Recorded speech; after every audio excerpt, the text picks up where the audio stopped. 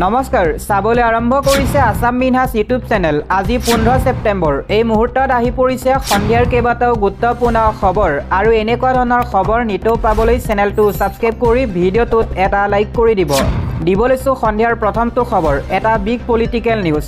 গৌৰৱ গগৈ জেললৈ যোৱাটো দূৰৰ কথা, মুখ্যমন্ত্ৰীয়ে এতিয়া ঘৰ এৰি বৃদ্ধাশ্ৰমত থাকিব লাগিব। হিমন্ত বিশ্ব শৰ্মাই এতিয়া মুখ্যমন্ত্ৰীৰ পদো ত্যাগ কৰিব লাগিব, এই মন্তব্য কৰিছে কংগ্ৰেছৰ ৰিপুণ বৰাই। দিব লৈছো এই মুহূৰ্তৰ আন এটা ডাঙৰ খবৰ। জনজাতিকৰণৰ দাবীৰে স্তব্ধ হৈ পৰিছে উজনি অসম। পুৱা 5 বজাৰ পৰাই অৰ্থনৈতিক অৱৰোধ কৰিছে মৰাণ জনগোষ্ঠীয়ে। শ মালবাহী ট্ৰাক অৱৰোধ কৰি বৃহৎ প্ৰতিবাদ। তিনিচুকীয়াৰ পৰা কোনো সামগ্ৰী ওলাই আহিবলৈ নিদিয়ে মৰাণসকলে। তেল, কয়লা, চাহ, কাঠ সকলো বন্ধ কৰাৰ সিদ্ধান্ত। জনজাতিকৰণৰ দাবীৰে মৰাণ জনগোষ্ঠীৰ অৰ্থনৈতিক অৱৰোধ।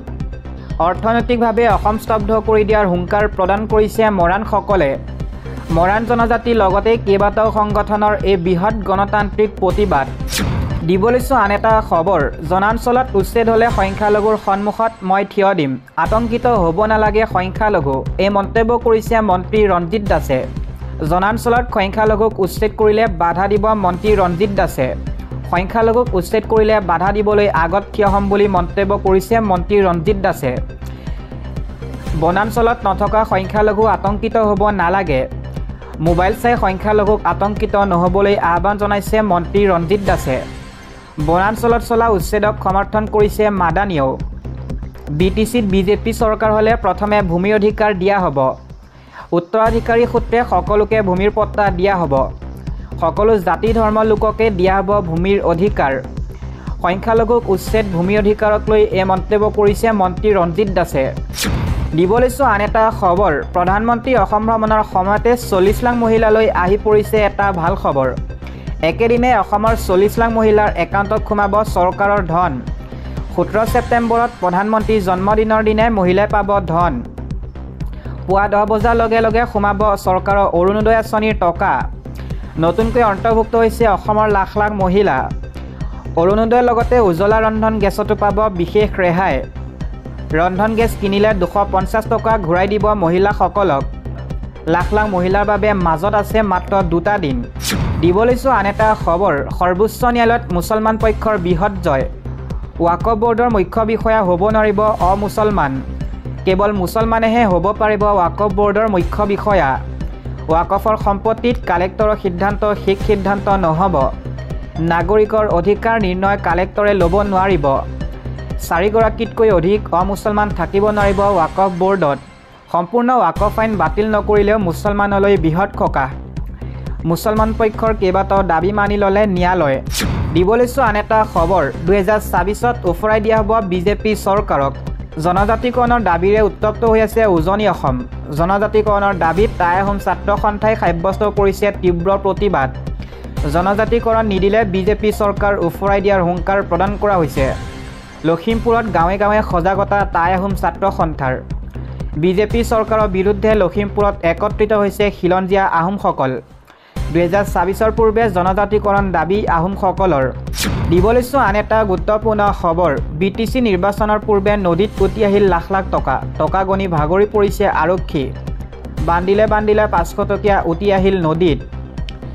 500 টকীয়া নোট গণি ভাগৰিছে আৰক্ষী। শিয়ালমাৰী চৰত নৈত উদ্ধাৰ হৈছে বান্দিলে টকা। নৈত ভাহি অহা বেগত উদ্ধাৰ হৈছে 500 টকীয়া বান্দিল। আৰক্ষী উপস্থিত হৈ জালনোটৰ বান্দিল বুলি চিনাক্ত কৰে। জালনোট উদ্ধাৰৰ পাছতেই অঞ্চলজুৰি তীব্ৰ চাঞ্চল্যৰ সৃষ্টি হৈছে। দিব লৈছো আন এটা খবৰ। ক্ৰোধান্বিত হৈ পৰিছে দেশৰ প্ৰধানমন্ত্ৰী নৰেন্দ্ৰ মোদী। ভাৰত ৰত্ন দিয়াৰ পাছতো ভূপেন দাক অপমান কৰিছিল কংগ্ৰেছে, এই মন্তব্য কৰিছে নৰেন্দ্ৰ মোদীয়ে। নৰেন্দ্ৰ মোদীৰ মন্তব্য। সুধাকণ্ঠ ভূপেন দাক কংগ্ৰেছে অপমান কৰিছিল। ভাৰত ৰত্ন দিয়াৰ পাছতো ভূপেন দাক অপমান কৰে কংগ্ৰেছে। ভূপেন দাক ভাৰত ৰত্ন দিয়াৰ বিৰোধিতা কৰিছিল কংগ্ৰেছে। আপোনালোকেই কওক, ভাৰত ৰত্ন প্ৰদান কৰা উচিত আছিল নে নাই? অসম সন্তান ভাৰতৰ গৌৰৱক কংগ্ৰেছে চূড়ান্তভাৱে অপমান কৰে। মই বহুত দুখ পাওঁ কংগ্ৰেছৰ এইবোৰ কথাত।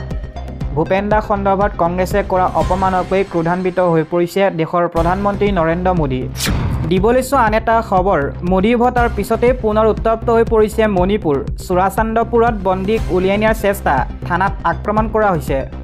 শনিবাৰে মণিপুৰ চুৰাচান্দপুৰত উপস্থিত হৈছিল দেশৰ প্ৰধানমন্ত্ৰী নৰেন্দ্ৰ মোদী আৰু তাৰ পিছত পিছদিনা অৰ্থাৎ দেওবাৰে কুকি জোৰ সংখ্যা গৰিষ্ঠতা থকা চুৰাচান্দপুৰ জিলাৰ সদৰ চুৰাচান্দপুৰ চহৰত পুনৰ হিংসাত্মক পৰিস্থিতিৰ সৃষ্টি হয়। প্ৰধানমন্ত্ৰী ভ্ৰমণৰ বাবে প্ৰস্তুত কৰা সাজ-সজ্জা ভাঙি পেলোৱাৰ অভিযোগত বৃহস্পতিবাৰে নিশা 2জন লোকক গ্ৰেপ্তাৰ কৰা হৈছিল। দেওবাৰে বিয়লি স্থানীয় ৰাইজে মুক্তিৰ তেওঁলোকৰ দাবী প্ৰতিবাদ সাব্যস্ত কৰে। এই প্ৰতিবাদে এটা সময়ত হিংসাত্মক ৰূপ লয়। এজন জ্যেষ্ঠ আৰক্ষী বিষয়াই দাবী কৰা মতে দেওবাৰে বিয়লি প্ৰতিবাদকাৰী চুৰাচান্দপুৰ থানাত আক্ৰমণৰ চেষ্টা চলাইছিল। উত্তেজিত ৰাইজে কৰ্তব্যৰত RFৰ জোৱানৰ ওপৰতো শিলগুটি নিক্ষেপ কৰে। ইয়াৰ এটা ভিডিঅ' ছ'চিয়েল মিডিয়াত ভাইৰেল হৈছে। আৰক্ষী বিষয়াজনে জনোৱা মতে উত্তেজিত ৰাইজে যেতিয়া থানাত প্ৰৱেশ কৰিবলৈ চেষ্টা কৰে তেতিয়া আৰক্ষীয়ে লাঠি চালনাৰ আশ্ৰয় লয়। আৰক্ষী আৰু প্ৰশাসনে প্ৰতিবাদকাৰীসকলক অৱগত কৰে যে আইনী উপায়েৰে লোক 2জনৰ মুক্তি নিশ্চিত কৰিব লাগিব। ইয়াৰ পিছত প্ৰতিবাদকাৰী অধিবক্তাই চুৰাচান্দপুৰ জিলাৰ আদালতত 2জন ব্যক্তিৰ জামিন বিচাৰি আবেদন জনায়। কৰ্তব্যৰত দণ্ডাধীশে আবেদন শুনানি গ্ৰহণ কৰি সন্ধিয়ালৈকে 2জনকে জামিন মঞ্জুৰ কৰে। ইয়াৰ পিছতে পৰিস্থিতি শান্ত হয়। প্ৰধানমন্ত্ৰী ভ্ৰমণৰ পূৰ্বে চুৰাচান্দপুৰক বহু ফ্লেক্স বেনাৰে সজাই তোলা হৈছিল, কিন্তু বৃহস্পতিবাৰে নিশা স্থানীয় একাংশ বাসিন্দাই সেইবোৰ ভাঙি জুই লগাই দিয়ে। আৰক্ষীয়ে তেওঁলোকক ছত্ৰভংগ দিবলৈ চেষ্টা চলাইছিল, ফলত ৰাইজ আৰু আৰক্ষীৰ মাজত সংঘৰ্ষ সৃষ্টি হয়। সেই সময়তে গ্ৰেপ্তাৰ কৰা হৈছিল 2জন লোকক। অৱশ্যে সেই নিশা উত্তেজনা বেছি বিয়পি পৰা নাছিল, কাৰণ পিছদিনা অৰ্থাৎ শুকুৰবাৰে চুৰাচান্দপুৰৰ চহৰত কেইবাটাও নাগৰিক সংগঠনে সেই লোকসকলৰ কাৰ্যকলাপৰ গৰিহণা দিছিল। প্ৰধানমন্ত্ৰী মোদীৰ ভ্ৰমণৰ পূৰ্বে শান্তিপূৰ্ণ পৰিৱেশ বজাই ৰাখিবলৈ আহ্বান জনাইছিল। শনিবাৰে প্ৰধানমন্ত্ৰী ভ্ৰমণৰ দিনটো কোনো ধৰণৰ উত্তেজনা নোহোৱাকৈ পাৰ হৈ গ'ল, কিন্তু পিছদিনা আকৌ শান্তিত ব্যাঘাত জন্মিল। দিব লৈছোঁ আন এটা খবৰ। কৰ্মক্ষেত্ৰত যৌন নিৰ্যাতন আইনৰ পৰা বাদ ৰাজনীতিবিদ, এই নিৰ্দেশ প্ৰদান কৰিছে উচ্চতম ন্যায়ালয়।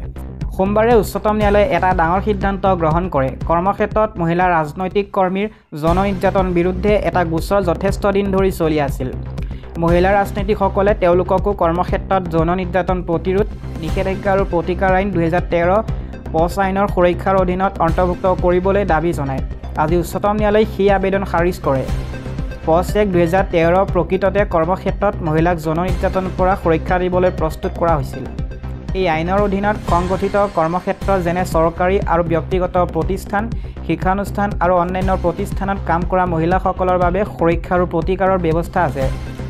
কিন্তু ৰাজনৈতিক কৰ্মক্ষেত্ৰ বা ৰাজনৈতিক কৰ্মীৰ ক্ষেত্ৰত এই আইন প্ৰযোজ্য বুলি বিবেচিত নহয়। এই সন্দৰ্ভত দাখিল কৰা আবেদনখনত দাবী কৰা হৈছিল যে মহিলা ৰাজনৈতিক কৰ্মীসকলকো এই আইনৰ অধীনত আনিব লাগে, কিয়নো তেওঁলোকেও কৰ্মক্ষেত্ৰত যৌন নিৰ্যাতনৰ সন্মুখীন হ'ব পাৰে। আদালতৰ ৰায়দানত কোৱা হৈছে যে পচ আইনৰ অধীনত কৰ্মক্ষেত্ৰৰ অৰ্থ হ'ল কোনো সংগঠিত খণ্ড বা অনিৰ্দিষ্ট প্ৰতিষ্ঠান য'ত নিয়োগকৰ্তা কৰ্মচাৰী সম্পৰ্ক স্পষ্ট। ৰাজনৈতিক কাৰ্যকলাপৰ ক্ষেত্ৰত এনে এক নিৰ্দিষ্ট সম্পৰ্ক বা গাঁথনি সদায় নাথাকে, যাৰ ফলত আইনৰ প্ৰয়োগ ইয়াত জটিল। অৱশ্যে মহিলা ৰাজনৈতিক কৰ্মীক সুৰক্ষা প্ৰদানৰ বাবে অন্যান্য আইনী ব্যৱস্থা যেনে ভাৰতীয় দণ্ডবিধিৰ ধাৰা প্ৰয়োগ কৰিব পৰা যায় বুলিও আদালতে উল্লেখ কৰে। এই ৰায়দানৰ পিছতে সামাজিক আৰু ৰাজনৈতিক মহলত তীব্ৰ প্ৰতিক্ৰিয়াৰ সৃষ্টি হৈছে। বহুতে অনুভৱ কৰে যে এই ৰায়দানৰো মহিলা ৰাজনৈতিক কৰ্মীসকলৰ ওপৰত অন্যায় কৰিছে। এগৰাকী নাৰী অধিকাৰ কৰ্মীয়ে কয়, ৰাজনীতিৰ মহিলাৰ অংশগ্ৰহণ বৃদ্ধি পাইছে, কিন্তু তেওঁলোকক সুৰক্ষা প্ৰদান কৰিবলৈ কোনো নিৰ্দিষ্ট আইন নথকাটো দুৰ্ভাগ্যজনক। এই ৰায়দানৰ ফলত ৰাজনীতিৰ মহিলাৰ অংশগ্ৰহণ পথত বাধা সৃষ্টি হ'ব পাৰে। আনহাতে একাংশ আইনী বিশেষজ্ঞই অনুভৱ কৰে যে পচ আইনৰ কাঠামোৰ বাহিৰলৈ গৈ নতুন আইন প্ৰণয়ন কৰাৰ প্ৰয়োজন আছে। তেওঁলোকে কয় যে ৰাজনৈতিক কৰ্মক্ষেত্ৰৰ জটিলতা বিবেচনা কৰি নতুন আইন বা নীতি প্ৰণয়ন কৰিব, যাৰ ফলত মহিলা ৰাজনৈতিক কৰ্মীসকলৰ সুৰক্ষা নিশ্চিত হ'ব।